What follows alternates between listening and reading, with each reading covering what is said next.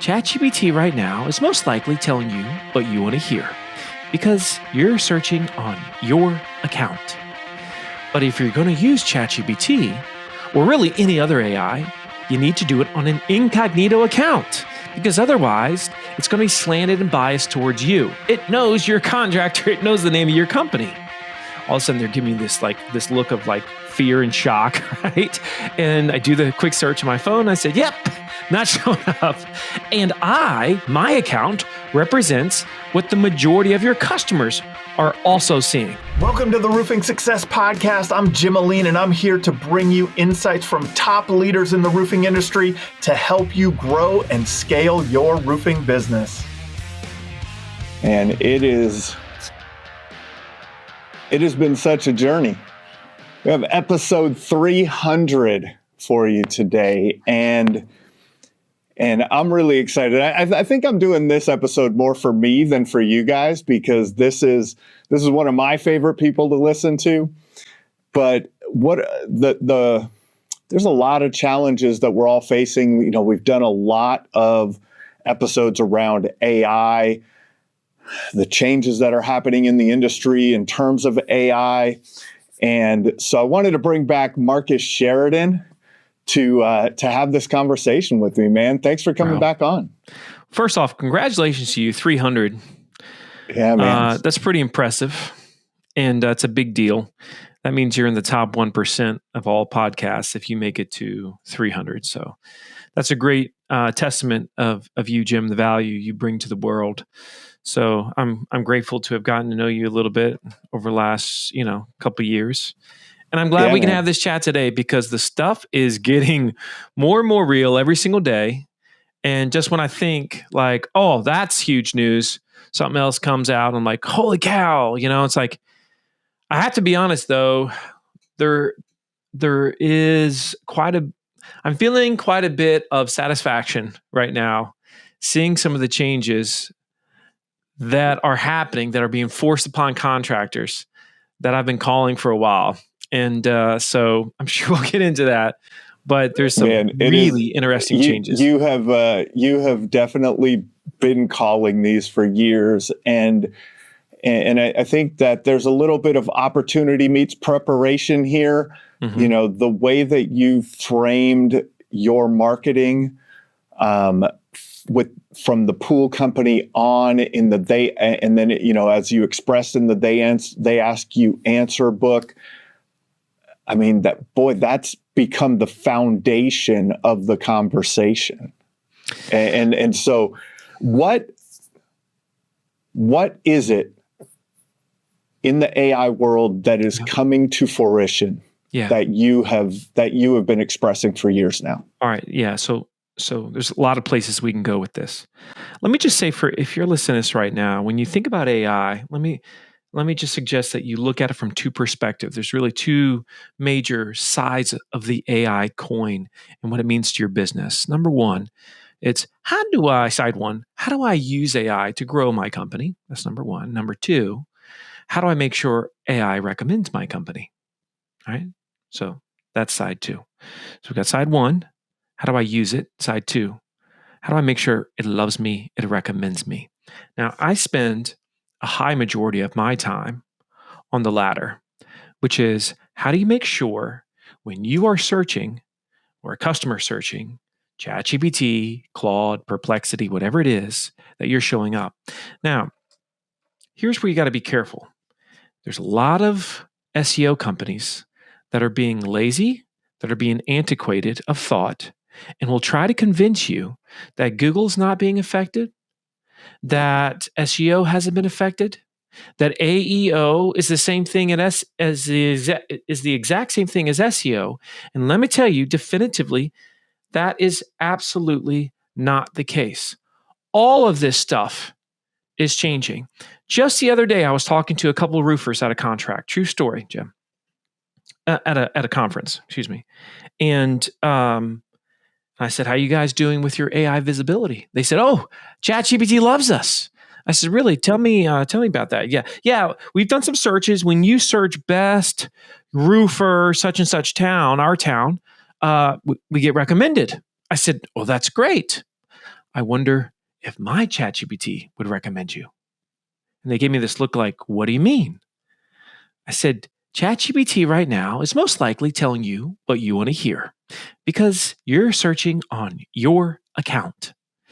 But if you're going to use ChatGPT, or really any other AI, you need to do it on an incognito account because otherwise it's going to be slanted and biased towards you. It knows your contractor, it knows the name of your company. All of a sudden they're giving me this look of like fear and shock, right? And I do the quick search on my phone. I said, yep, not showing up. And my account represents what the majority of your customers are also seeing. And that's because today there's no such thing as ranking anymore. There's no such thing as page one. These things are gone. Now, I have polled, Jim, every single audience. And for those that don't know me, I speak full time around the world. This is what I do. I also own a home contracting company. We install in-ground swimming pools is what we do. I have some other businesses too. I am living this. I'm in the sandbox every single day. I understand exactly what you're going through. And I can tell you, I have polled every single audience for the last 18 months. And I've asked this singular question. How many of you in the room are now using ChatGPT or another AI platform more than you're using Google as your preferred means of search? Now, when I started this, the numbers were around 35%. Today, consistently in 2026, what I'm seeing is right around 75% of the room. Now, you tell me, world, where's this going? And that's why when someone says, this is not affecting Google, I'm like, what crack are you smoking? Like, really, what? Where does this thought come from? I am using Google less than I've ever used it. That alone affects Google usage. Jim, I am willing to go out on a limb here and say that you're using legacy Google less than you've ever used it before because you're finding a replacement that's a better experience. The future of the way we search, without question, definitively is not what we've done the last 20 years, which is type something into a little box and it shows us a bunch of blue links that may or may not be the answer. In fact, we don't even know if it's the right answer. We don't even know if it's a sponsored answer or if it's an organic answer, which that's been 2 decades worth of search. Because today, suddenly people are realizing I can do a search on a platform that knows me. It gives me a recommendation specifically to me. Not only will it give me that recommendation, but for the first time in literally centuries, it's giving me, or decades better stated, it's giving me a justification of my answer. How many times, if you're listening to this, have you ever gone to Google and said to it, why did you just give me that answer? And it explained to you why it gave you that answer. It's never done it in the history of the world. And so now they can get a justification. And where it really gets fascinating is not only can they get a justification of the recommendation, but they get an action if they want it. It will take a further action. And this is where it gets wild. But oh, wait, there's more. Because if anybody knows me, Jim, they know I've been talking about this pricing transparency conversation for years. Now, people skew this all the time because they say, Marcus says that you should put your prices on your website. You know, I've actually never said that before. What I teach is that you should address the fundamental question that all buyers have, which is roughly, what's this going to cost? Every single buyer wants to know that. They want to understand that. And if you don't address that, they go to somebody that does. Now, for years, I thought that eventually contractors would wake up to this and say, you get way more leads if you just lean into this. If you're willing to explain value, if you're willing to explain what drives a roof up, what drives the cost of a roof down, and why some contractors are expensive and why some contractors are cheap. Nope, that's not what forced it. What is forcing it is now something that happened in the last 45-ish days, which is if you're listening to this right now, I'd make a little suggestion to you that you go to your little Google box and you type in roofers near me. Just do that. Roofers near me, because suddenly you're going to see something in the upper left-hand corner of the page that you haven't ever seen, which is this little button that says online estimate. That's correct. Today, Google is trying to give you the immediate answer in the form of an online estimate. And they're rewarding the companies that are willing to give an online estimate. Oh, shocker. Here's what I've been calling for years. Now, how do you do this the right way? Well, just for the context of this conversation, one of the other companies that I have, a couple that I'm going to mention just to because I say stuff and I want people to know I've got like a lot of data, Jim, to back it up. I'm just not like making stuff up. So I have a software company called AI Trust Signals. And what it does, it measures how likely AI is to recommend you. And that is based on, in this case, 19 specific trust signals that AI uses to say, hey, that's a company that is worthy of a recommendation over another company. Like, what makes them decide if somebody searches best roofer near me, what makes them decide like which roofers to choose in this moment, okay? Now, what they're using is trust signals. And there's a lot of signals that dictate whether or not they recommend you, but some are weighted more than others. I can tell you, here's what's happening within the home improvement space. AI is quickly realizing that the two most important things that homeowners want to find when they're trying to vet contractors is reviews and general pricing information slash estimates. And so here's where we're headed, Jim. And this is the part that is going to force everyone into this more transparent way of communicating with their customers online. What we're now seeing is not only does Google have this online estimate feature where they're rewarding the companies that have an estimator, right?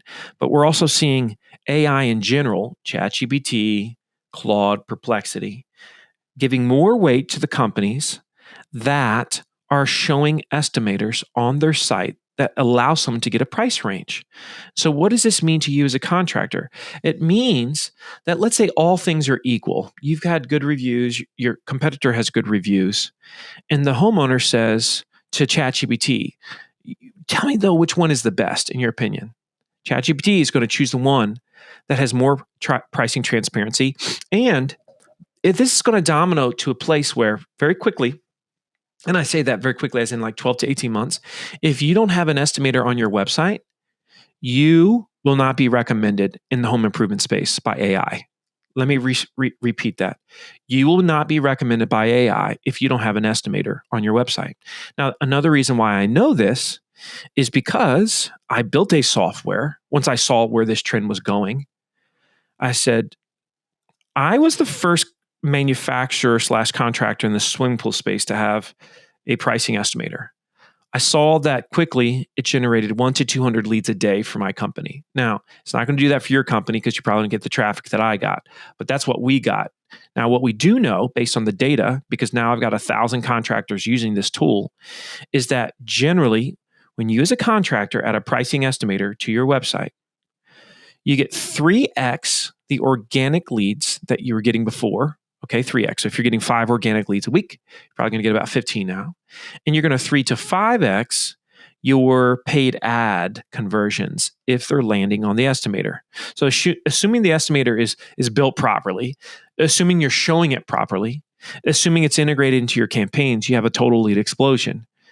And what's wild to me, if I might just be a little bit, can I talk about other estimators in the market, like competitors and stuff for a second, Jim? Is that okay with you? Yeah, for sure. I just don't know your sponsors and stuff. I don't want to upset anybody. But a lot of the estimators that are out there that contractors are using, like let's say the Roofles of the world. Roofle's a fine product, but you're going to spend $500 to $700 a month on it, right? You take a tool like Price Guide. We've done the tests. The conversions, it's an estimator. The conversions are through the roof. We've had people that have converted over to it have told us it performed the same, if not better. And the tool costs about $30 a month. That's $360 a year. You see, the idea that anybody is paying, $500, $700, $800, $1,000 on software, basic software, in 2026 and beyond, I just don't think that's really, that's not going to be happening with AI. So I try to create something that every contractor could add to their website that immediately started generating leads. And so this has been the biggest shift. And here's a couple things that you need to do. Number one, you need to have a pricing page on your website. And this pricing page really dives into all the factors that drive cost up and drive cost down, and what makes some contractors expensive and what makes some contractors cheap, and what defines value in your space. Okay. And that's not going to be short. That should be 1,500 words or so. I mean, there's a lot of meat on that bone. You're really teaching, you're going to talk about things like financing. You might talk about historical pricing trends, right? You might talk about, you might answer the question, and you should answer the question, is it really worth it? You might show some projects like visuals and show ranges for those projects. You might talk about different tiers in the industry and how it works, like a good, better, best tier, which is typically the case, right? These are the things that you should be talking about on a pricing page. 80% of that pricing page, you're teaching them how value is defined in the industry. In this case, let's say one for residential roofing you have, and one for commercial roofing, because they should be separate pages. They shouldn't be the same thing because they're separate services, separate products, essentially, okay? You should do that for every major product or service that you offer as a company. Now, once you do that in the form of text, you also want to do that in the form of video, all right? So you want to have a video that fully explains how pricing and value work in your industry. And again, don't talk about yourself the whole time. That's actually not the goal. The goal is to educate them about the industry. And even if they don't go with you, they say, my goodness, that was so stinking helpful. Now I understand what drives value when it comes to, putting a new roof on my house. And then the highest level is that estimator. Now, the big mistake I'm seeing with estimators, and now I'm going to shut up for a second, because sorry for this diatribe. There's so much happening right now. It's just incredible, Jim.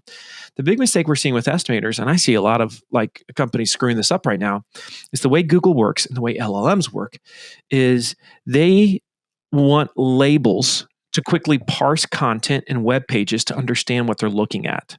These labels are what's referred to as schema.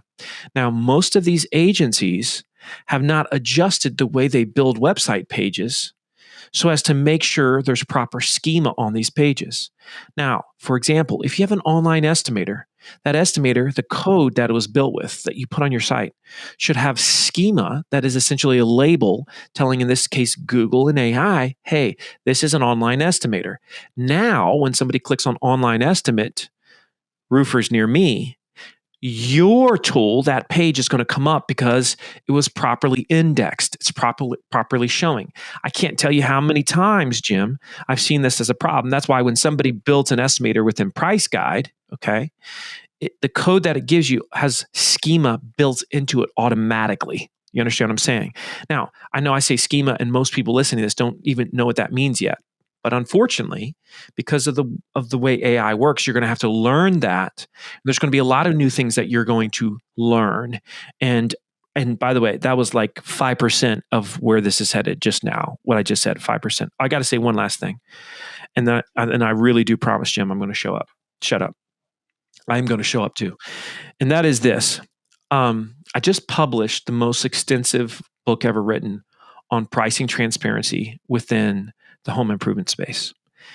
And I'm sure we'll put the link in the show notes. You can find the book at questionfirstgroup.com, because that's my sales training company, Question First. Excuse me. You can find it at priceguide.ai. It's at Price Guide. Sorry. And at priceguide.ai, if you just click under books, you'll see this one for home improvement and where pricing is going. And it talks about where we're headed with this. So where we've been, where we are, where we're headed. And what I just described is like small potatoes compared to where we're going to be. By the way, that book's free. Anybody can download it for nothing. I mean, it's yours. I just want you to have it because I want you as a contractor to be prepared. You are my brethren and sistren. I want you to be prepared for what's happening in the world. This is my way to do it. And this conversation is just getting started. Okay, I'm officially shutting up for a break. There's so much going on, and there's so much to unpack there. And I don't know if everyone fully understands the stakes, right? I think that that they're going, well, yeah, ChatGPT is starting to show my stuff or not show me, right? And people are like, as you said, everyone is using an LLM now to search maybe it's ChatGPT, but now it could be Gemini, it could be Claude, it could be. And then we're moving on to, we have entered the age of the agentic agent, where they're actually going out and that's a whole other doing conversation work. we got to have. That's right. So there's a lot to unpack here as we start going on. But one of the things I've said over the years, Marcus, is that Google only knows how to read, right? And what you pointed out about that online estimate button on Google, after the first time I heard you say that, I went to Google. I'm like, where is this button? I have to find this button, and I found it. It hadn't shown up in roofing searches yet. But I saw it in a plumbing search, and I said, what is this button doing? Right? I want to reverse engineer what this button is doing, and what that button did is it just revised their search term into a long tail search term into online estimate for. Yeah, roofer near or me. Whatever it was. That's right. Mm-hmm. And so this is the beginning, right? The way that I like to describe it is, first, Google's goal has always been to provide the searcher with the best user experience. That's it. Like, it's at a very simplistic level. That's right. And so the reason that the LLMs have become a more used product for searching is because they're a better experience. They are. That's why I like this whole idea of specific answer with justification, with action that can follow it, to your point with the agentic search. Speaking of agentic search, there's just so much of this. I don't know if anybody's seen, but Google's been experimenting recently with what's called Have AI Check Prices. And if you haven't done this yet, if you haven't seen it yet, it's going to blow your mind once you see it the first time.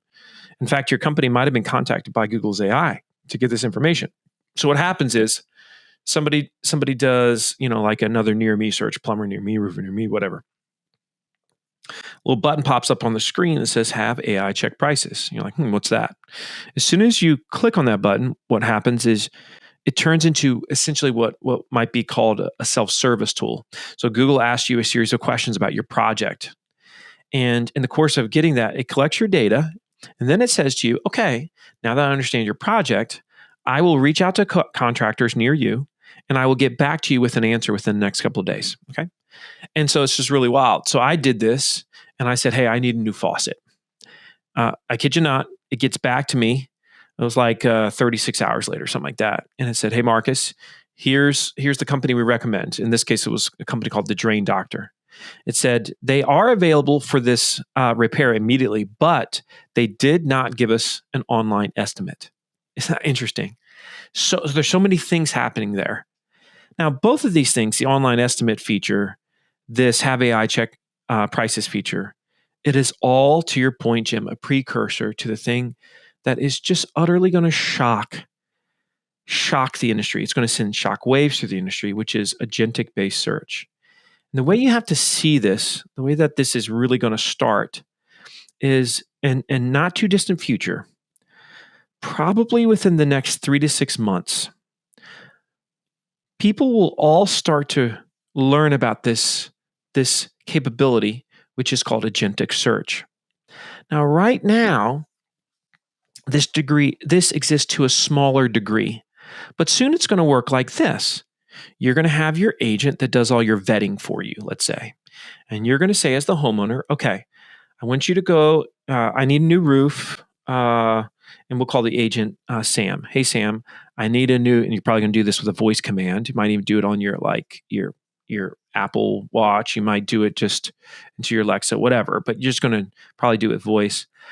And you're going to say, hey, Sam, we're going to need a new roof. I want you to find the best roofer near us. I want you to come back with a couple of estimates in your recommendation. And so then Sam now does all the legwork.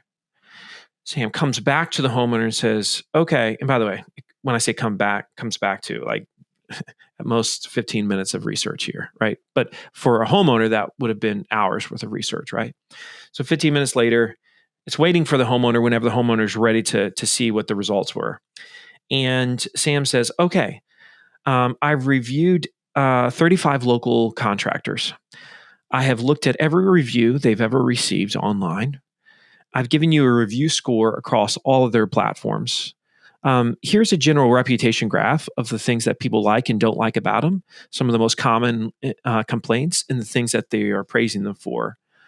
Based on this and some other content that I saw, I came up with five companies that I wanted to recommend.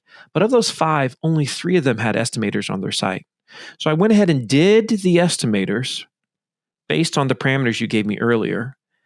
And from those estimates that I received real time, I'm going to recommend to you two. Here are their two companies. Here are their two estimates that they gave me, price ranges. What would you like me to do next? If you would like, I can go ahead and set the appointment now. Now, that will be happening in 2026.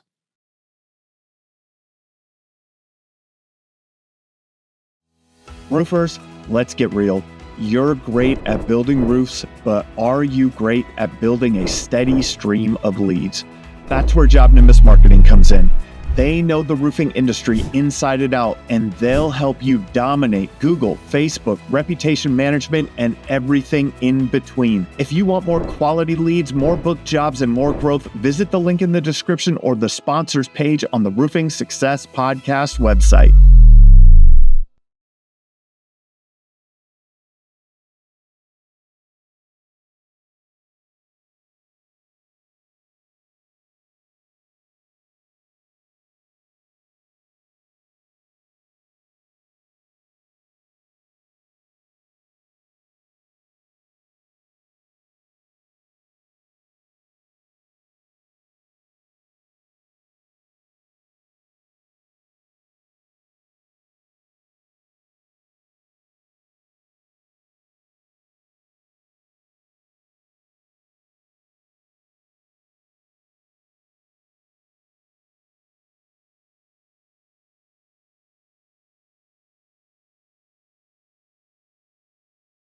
If you and your team aren't trained on AI yet, you're already falling behind. Competitors using AI are generating more leads, closing jobs faster, and running leaner. The AI roofing revolution gives your team the training to implement AI so you stay ahead, not scramble to catch up. Don't wait until you're losing. Get trained now at the link in the description or the sponsors page of the Roofing Success Podcast website. So you're going to start to see this. This is why in the future, when it comes to website traffic, you're going to have two fundamental forms of website traffic. And I can pretty much guarantee you, your web company has not told you this yet. Your first one is human visitors. Your second one is non-human representatives or agents. So these agents are going to be on your site, and these humans are going to be on your site. Now, for a foreseeable season, there's going to be a lot more humans coming to your website. But then it's going to start to shift. And then eventually, the majority of people coming to your website are not people at all, but they're those agents representing those people that are doing their work. Now, you might say to yourself right now, first of all, this sounds crazy. You can say that, but that's where we're headed. And so you might as well just get over the it sounds crazy part. Because what we know is that humans will choose the least path of resistance. Fundamentally, we are lazy. And so if we know we can get better information than we currently get and do less work than we currently do, guess what? That's what we're going to do. We don't want to click on 20 blue links if we can get the one answer that we're looking for. We don't want to vet 15 websites if we don't have to.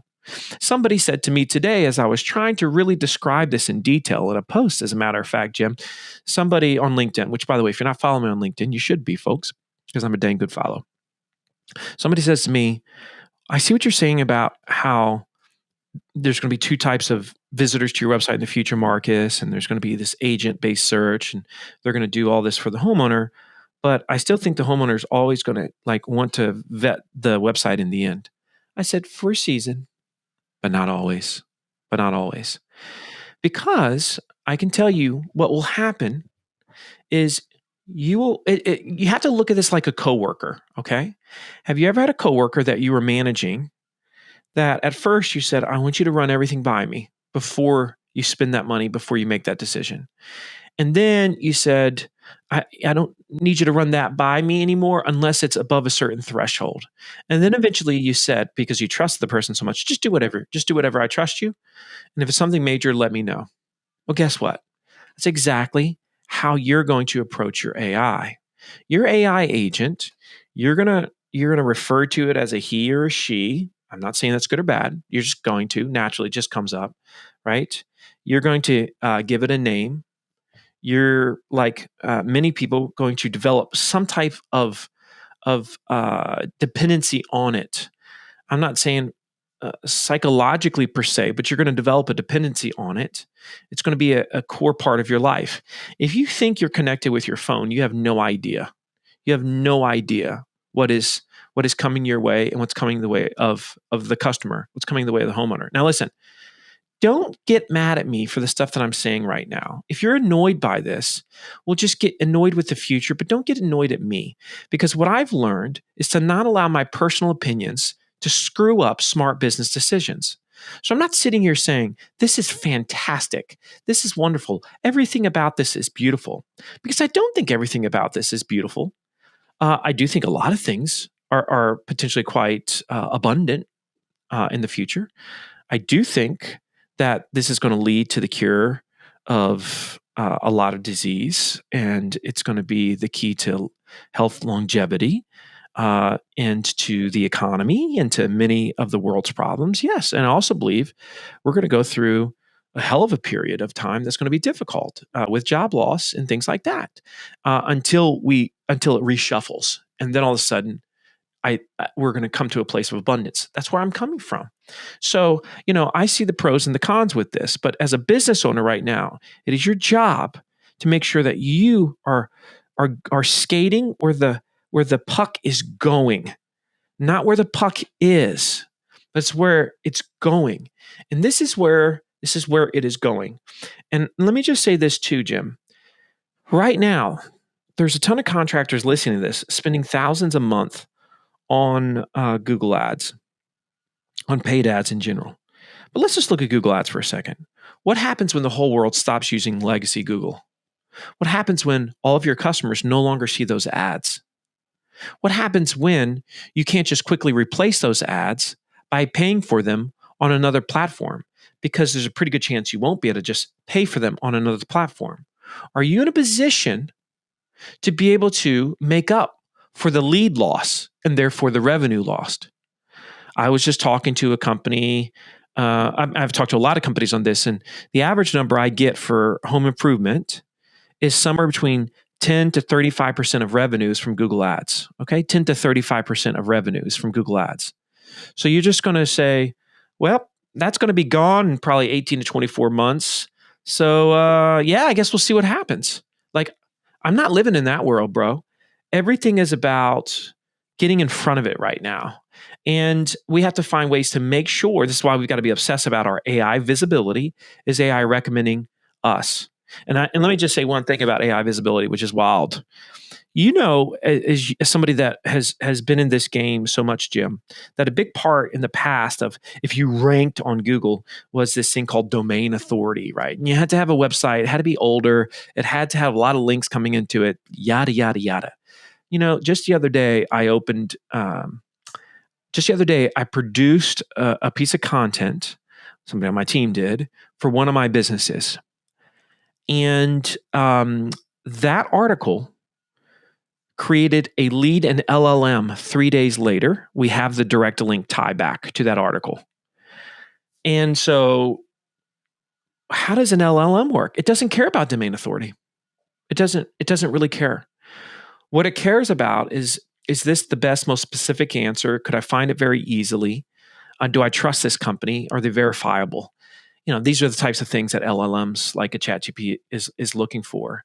So that in and of itself is quite interesting because now, instead of, if you're a new roofer, it's never been a better opportunity for you to gain market share quickly than right now. Whereas in the past, you might say, I'm competing against these Goliaths that they have this incredible domain authority, and there's no way that I can like like match up against them. Nope, you actually can. And so it's the equalizer in many ways. It's wild, Jim. It's wild. Can I give you an example of that, of a friend of ours, a mutual friend of ours, Tim Please. Brown? Right? He launched Owl Roofing, and I was doing a coaching session in the Roofing and Solar Reform Alliance, and one of the members said, "What the heck is going on? How did Tim get his company that's been around for less than 2 months showing up in the LLMs? Is it some secret trick? Did he do some SEO magic?" No, he just built a website that the LLMs can read. Right? And Yes. a lot of the things are the foundation. The LLMs in the beginning, and what they're doing now, they've used a lot of the fundamental SEO strategies. That's right. It's where they're grabbing their information from. Oh, is this company? Does it have good citations around the web? Is it listed? Do we see it everywhere? Does it have good reviews? Does it have good content on its website? And so all of those things that created that great SEO experience, that's the first thing that happened with the LLMs. But now, to your point, is they've read all that now, right? And so they've now, it's like, oh, well, we'll just continue looking for good answers. So if you can come up with a good answer on your website, the website, how long do you feel the website is going to be the source of information for the LLMs? This is, well, I think what are your thoughts on that? Yeah, and I'm not sure if we're going to find some type of weird replacement for websites. I think the websites in the future are going to be very different, because as the shift becomes more win the trust and communicate effectively with LLMs, well, look at what changes then, okay? You stop caring about, what's the color of the CTA button, right? You stop caring so much about conversion rate optimization, and maybe you're not doing story brand anymore, which, by the way, I love story brand, right? But the messaging doesn't matter nearly as much. It's now becoming like, just at that point, it ain't about a bunch of necessarily like create this beautiful experience on the site.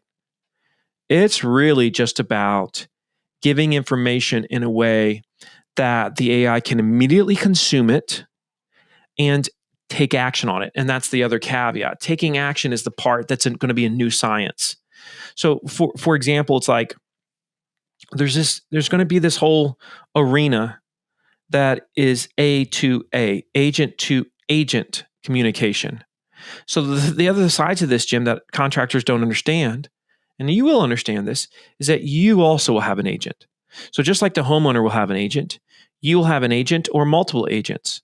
So just like you might have an agent that's handling chat on your site, you might have an agent that's making phone calls, you might have an agent that is communicating directly with the homeowner's agent on the site, and they're going back with a Q&A.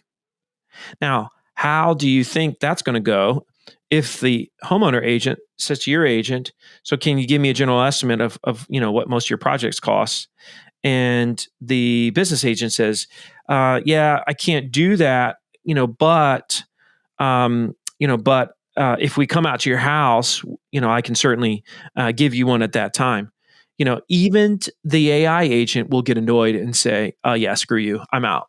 Right. And that's what's going to be like wild is there's going to be agent to agent communication. And what you're going to have to also understand is that in order for agents to come to your site and take action, now there's this new arena of website design and UX that wasn't necessarily there before. And so suddenly there's technical things like APIs that you didn't have to consider in the past, that now in MCPs, these are words that we didn't use before, that were not fundamental to web UX, but now it's going to become that. Not today, not tomorrow, but very much so in the coming 24 months. The context of which I'm speaking to everybody is within the next 18 to 24 months, just so everybody is clear on this. And you can't really project longer than 3 years at this point for business. I think it's primarily impossible to do. I don't know what's beyond 3 years. I don't think anybody does. And of course, I am doing my best guess. But I've made a lot of guesses over the years, predictions, and I've done quite well. And I've been known to do really, really well with this stuff. And I try not to speculate on things that I don't have a high confidence level in. I do, one thing I do very, very well, Jim, is understanding patterns, and you see the patterns enough. And then you say, here's a pattern, and here's how the pattern continues, extends out from here. So this is what you could expect to see. And so one thing that I'm worried about with a lot of people that are listening is a lot of these folks are just so aloof to what's going on, is they're just leaving it up to their agency right now to keep them in the loop. And truth be told, a lot of these agencies are not doing, they're not thinking like a hook. And they're not approaching it from that, perspective. Like my swimming pool company works with Hook. And I don't think I've told that to most people. And that's because Tim is pushing the envelope. To your point, him and his team's pushing the envelope when it comes to things like AI visibility, and they're willing to experiment, knowing that some of the stuff's not going to work, but a lot of it's going to stick and a lot of it's going to work, and then we're going to figure it out as we go. And you've got to have the agency right now. Like, say how your agency's good. Number one, they're not saying SEO and AEO are the exact same thing, right? They're saying, sure, there's a ton of overlap, but there's a lot of nuance. There's a lot of different things that you now have to do. They're really teaching you about how you're going to have to evolve things. They're trying to prepare you for AI. They want you to use AI. They're not telling you to not use it. They're not downplaying it. In fact, they know that you can't talk about it enough right now in the context of how it's going to affect our businesses. So I really hope that, they're talking to you about like schema. They're putting schema on every major page of your website.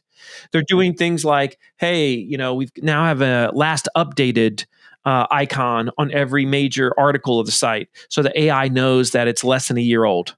Right? Because that didn't matter before. That matters now. Oh, by the way, we've gone into every article on the site, and we've created a TLDR summary at the top of each one, because that is the best methodology at this point. Before the main post, we have a summary post.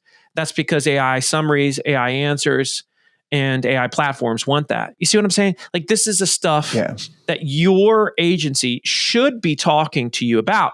If they're not, we have a problem, my friends. And I'm worried for you. So we've covered how important price is, which you've been preaching for years. AI visibility, right? Getting the pricing guide up, having AI visibility. Check out AI trust signals to get an idea of score. You'll get a score, that's score. happening. Get a score, yeah. Man, the other thing that I was talking about, I've been talking to people a lot about recently, though, and I'd love your thoughts on, is where does the human aspect come in? I know in Endless Customers, you talk about the 4 pillars, and it really feels like, there's going to be, even if our agents are talking in the background and things like that, there's going to be this need for human connection. And we don't need to research the web and read all the websites anymore. But where does that human connection overlap into where AI is going? Yeah, and listen, one thing that might surprise a lot of people, and you see, when you become a, quote, let's just call it thought leader, it's not a better word for it, right? There's certain types of thought leaders that they state their beliefs and their doctrine, and they marry that doctrine, and then they refuse to change their doctrine because they see that's my identity. Whereas the way I roll is I'm just not married to anything that I've ever said. What I mean by that is I'm ready to change at a moment's notice if I feel like there's been a shift. if I feel like it's going to happen. So for example, whereas, in 2017, you could dominate the internet if you did They Ask You Answer, just like I did it with River Pools. I didn't do social media.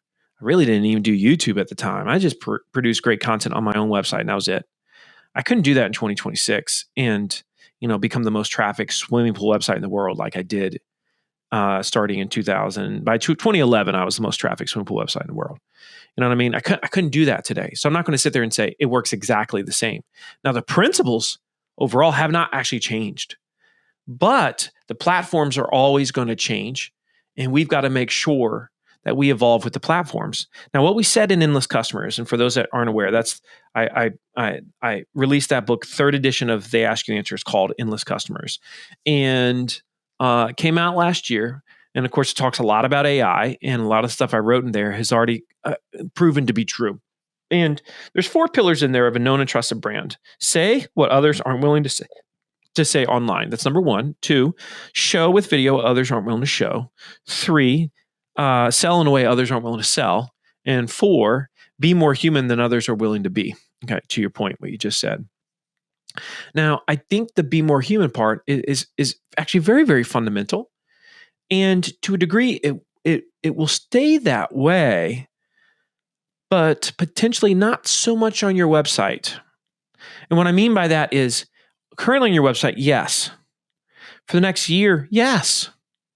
I'm not sure after 2 years, once search primarily becomes agent-based, that's when I'm not sure about the need for the human component as strongly on the website. But listen, you should still do it, because the 10 to 20% that are not using agents in 3 years, that are doing the manual stuff themselves because they want it the old-fashioned way, we want to crush those. We want to stand out. And this is where it gets interesting. I'm not going to sugarcoat it and say the human component is always going to matter most. No, not necessarily. Now, when you get to the sales process and that interpersonal, that's going to become a big deal potentially. But there's also going to be some that will revolutionize the industry with what would be a very different type of sales process. And I'm happy to talk about that at some point today, because I think that's going to get, really interesting as well. But here's one thing I would say to this. Most websites that have produced content in the past are losing traffic as we speak. The reason for this is because when somebody goes to Google now, 70% of all searches into no click at all. So they're not even clicking on a website. So whereas before, River Pools was getting, almost 1 million visitors a month, because we were getting top of funnel traffic, middle of funnel traffic, bottom of the funnel traffic, all the traffic. We were just dominating all the long tail, short tail phrases. We were crushing for it, Jim. Now, we're not getting nearly as many of those, because they're getting the answer right there on Google. They're getting the answer from ChatGPT. So I'm not going to lie to you and say, River Pools traffic is better than it's ever been. No, it's actually going down as we speak, as most websites are. HubSpot's website traffic is going down as we speak, right? So, that's just where we're going. But do you know what's not going down? Do you know what's actually going up in traffic? Is YouTube.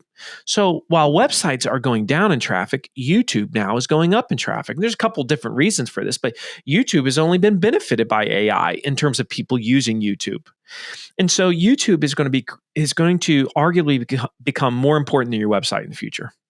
Arguably, especially when it comes to the human connection side of things.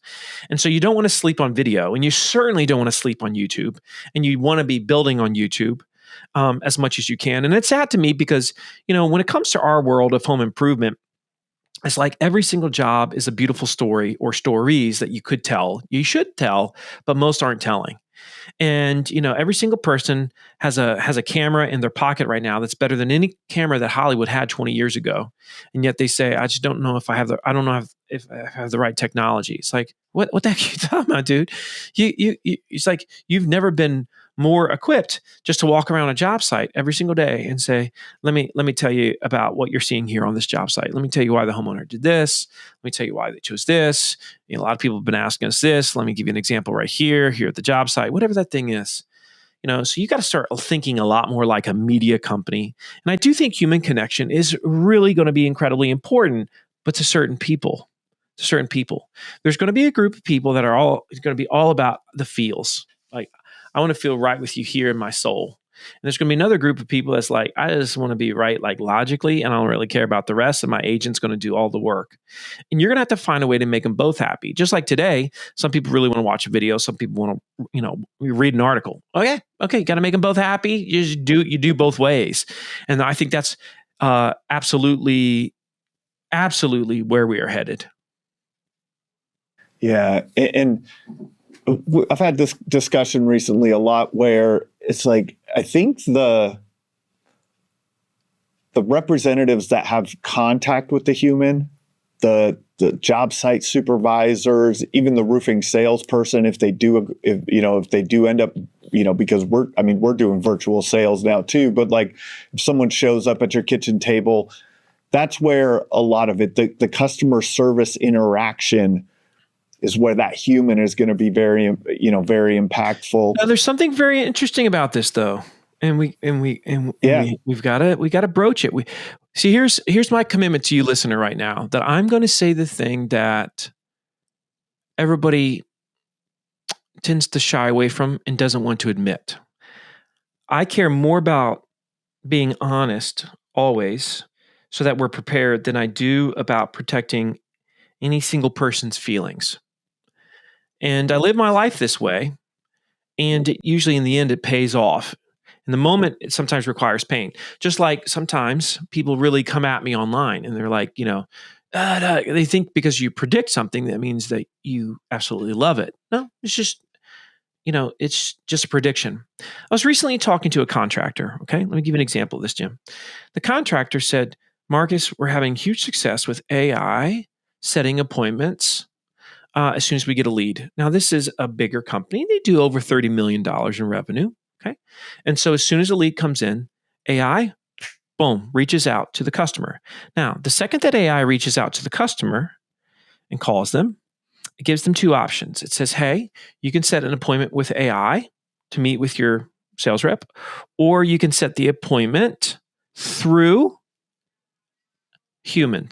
So you have the choice. Do I want to set my appointment by using a human? Do I want to set my appointment by using AI? Now, I'm not talking about the end appointment yet. I'm just talking about the process of setting the appointment. Now, take a guess on this, Jim. What percentage of people have work with AI to set their appointment versus working with a human? What do you think it is, if you had to make a guess?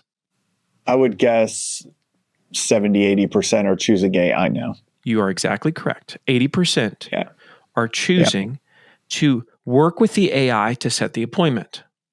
Now, what we also know is every single day, more and more people are choosing to work with AI in customer service.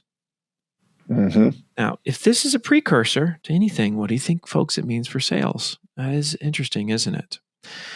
And as somebody that has a sales training company, I'm definitely paying attention. Of course, I'm paying attention to this. I think it matters. I think it's very interesting. I think there's going to be some people that never want to work with AI, and I think there's going to be a group of people that want to work with AI.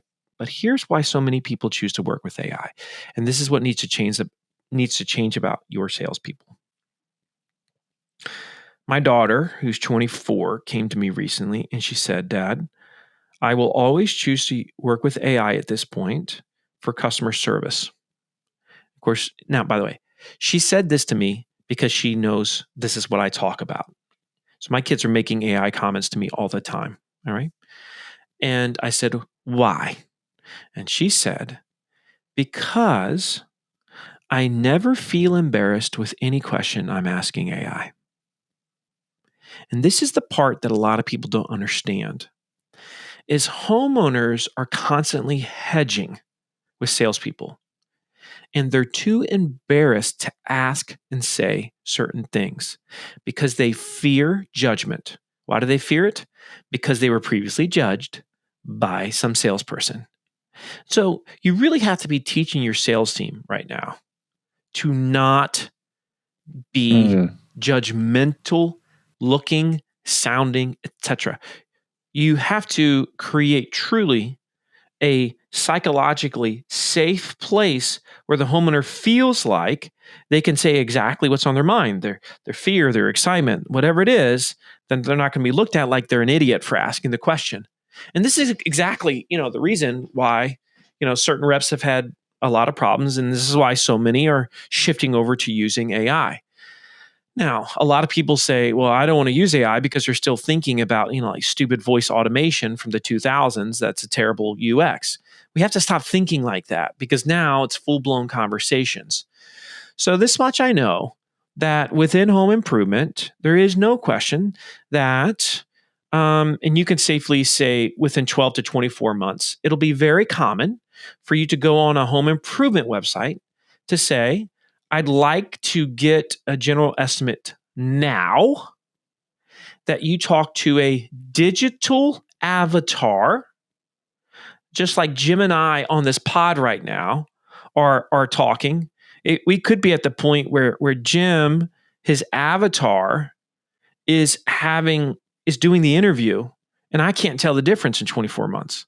And by the way, I think that's completely dystopian, and I don't like it. It might be right now, Marcus. Could be right now. It could be right now. And that's why you have that weird glitch, right? And so this is like, and again, I know some people are just like, this whole conversation is driving me crazy. Okay, so would you like to know about what's coming, or would you rather just do the head in the sand approach? Because me personally, I want to know about what's coming and where it's going. So the home improvement contractor is going to have a digital avatar. Maybe it does or doesn't look like you, if you're the proprietor or somebody on your team. And it has what looks to be like a Zoom conversation. That's the chat experience. The person gets all their questions answered by this digital avatar. Looks like they're having a human-to-human conversation. They're laughing. They're joking around, right? Person knows they're an AI. Maybe they do, maybe they don't. I think you should let them know they're talking to an AI, of course. And then the homeowner says, well, could I get an estimate right now? AI says, sure. Yep, we can totally do that. And gives them a general estimate right now and says, now, of course, we're going to have to come out and confirm at your house that, these are all true. But here's your numbers as we're having this conversation. Now, once again, sounds crazy. So going to happen. Inevitable, Jim, inevitable. We're making digital avatar videos right now at River Pools, and they're close to being and my business partner is the face of them. His name's Jason Hughes. And we're doing these because we want to be able to create educational videos quickly at scale. And we're experimenting with it. And of course, for us next is chat. So once we really get down the video side of it, where it's not back and forth, then the tech will probably be about there to be able to have the real-time interactive, not glitchy chat experience with the digital avatar. And we're gonna be one of the first to put it in. Absolutely, positively going to happen. And will it work? We're going to find out. Yeah. I'm going to find out. I'm not going to sit there and tease it or say it's ridiculous or say that's silly. If it allows me to do things at scale, and if I'm always giving the homeowner a choice, and I think that's a big part of this, give the homeowner a choice. Would you rather this or this? Because at that point, you can't sit there and say you're ruining the industry. No, it's what the person wants. You're saying if you've got somebody that's like really nervous and doesn't trust, salespeople and, will only trust an AI. Okay. I'm going to send them an AI in that moment. I'm going to give them the option to talk to the AI. Whereas if you're only going to trust, a human, I'm going to give them the option to do that. So we're definitely going to go through a very, interesting period where there's going to be a hybrid approach if you're smart. I would not just make it a blanket force feed you to talk to the AI approach or force feed you to just talk to the human approach. I think it should be both, frankly, because again, I'm obsessed with what the market is asking for. They ask, you answer. Pretty simple concept. It goes beyond just the questions they ask about the product or the service. Definitely. I think that this is the road. It's the frictionless experience. It's meeting your customers where they want to be met. Yep. Is what I'm hearing. This is to summarize some of the things, right? Give them the human experience when that's appropriate. Give them the AI experience when that's appropriate. What I think about looking backwards to see what's coming forward is that this is what we did with websites, right? Like It was the website was somewhere that they went instead of going to the yellow pages. Yeah. It provided people more information. It gave them better context to the company. Then Google reviews came around, and this thing has evolved. Then text messaging started, and people resisted text messaging, but text message open rates are much better than phone. How many people pick up the phone when you call them? And then, website chat and now all of that, like we can see what has happened in the past, and really I'd love your thoughts on this. It's really just the experience. It really feels to me like it's just the customer experience continues to improve, and those that are willing to put the work in and use what's available to them to create that customer experience will win. Who will win? What companies will win, and what companies will go away in the future? The ones that will go away are the ones that are going to, stick their nose in the air, and they're going to say, well, I think that's ridiculous. I would never want to do it that way. And the ones that win are going to be completely obsessed with the buyer. And they're not going to say, well, I'm not going to do this because, this is bad for the human race. Sorry. Social media is bad for the human race. Yet you should have a Facebook page if you're a contractor. Okay. I mean, that's just where you should be. So we just got to get over that. You don't have to have your own personal account. Well, you kind of do. Facebook screws you there. Somebody's got to manage it. But my point is, you don't have to engage social media, but you do have to have a Facebook account in that regard. I would also give you, as general guidance to this, what I call the 3 F's of innovation. There's always, if you look at what we're talking about, everything that's happening, everything that does happen is going to be consistent with one of the 3 F's of innovation. Number 1, is it faster? Does it allow the prospect, the person, to take the action, to get the answer, to get what they want faster? Okay, so that's number 1 component. Number 2 component. Does it eliminate friction? Friction. Does it remove obstacles? So it coincides with number 1, but the further we go down this road of technology, the more we hate friction, the more we hate jumping through hoops, the more we hate obstacles. We have an abhorrence to things like when we're clicking on a navigation bar to a website and it says pricing, we're excited, and then we get to the page and it says fill out this form. We want to punch the screen at that point. It's a massive friction wall between us and what we thought we were going to get. So that's number 2 is friction. And then number 3 component of innovation is eliminate fear. Fear. So let me give you an example of this. When you have an estimator and someone is allowed to get a sense for roughly how much does this cost, you've just eliminated a major fear that they have. You've allowed them to get that answer faster than they would have. You remove the friction of them talking to a human to get the answer. Do you see? All 3 F's, one tool. That's why it works. That's why it's powerful. So if you're focused on the 3 F's, you are going to be very innovative. You're going to be ahead of the game, and allow that to be your guide. Awesome, man. That's great advice. For everyone listening, man, this has been a great journey, and we'll continue the journey for you to bring you the best information to help you, succeed with your roofing business, to learn from the lessons of others. If you haven't, I see in the stats, a lot of you haven't liked and followed and shared. Just do that. And it's been a great journey, and we'll continue the journey here going forward. This has been another episode of the Roofing Success Podcast. Thank you for tuning into the Roofing Success Podcast. For more valuable content, visit roofingsuccesspodcast.com. While there, check out our sponsors for exclusive offers, shop for merchandise, and sign up for our newsletter for industry updates and tips. Also, join the Roofing Success Facebook group to connect with other professionals and stay updated on the latest trends. If you enjoyed this episode, please subscribe, like, share, and leave a comment. Your support helps us continue to bring you top industry insights. The website link is in the description. Thanks for listening.